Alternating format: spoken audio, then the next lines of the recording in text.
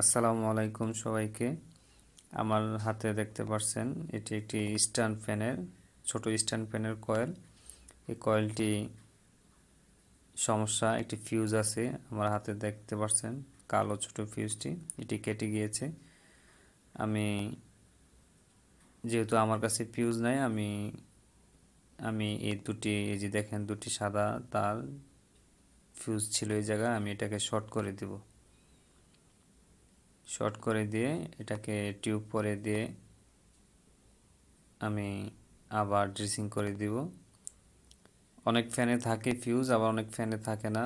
এই ছোট stand fan বা বড় স্ট্যান্ড ফ্যানগুলোতে এখন বাজারে যেগুলো আসতেছে, আপনারা এইভাবে যারা নতুন বা শিখতে চান তারা এইভাবে কাজটি করে দিবেন।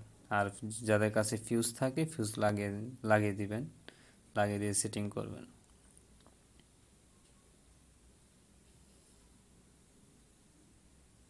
ধন্যবাদ সবাইকে আমার ভিডিওটি দেখার জন্য। আজ এই পর্যন্ত। সামনে নিত্য নতুন ভিডিও নিয়ে আসবো। আমার পেজটি ফলোতে রাখবেন। আল্লাহ হাফেজ।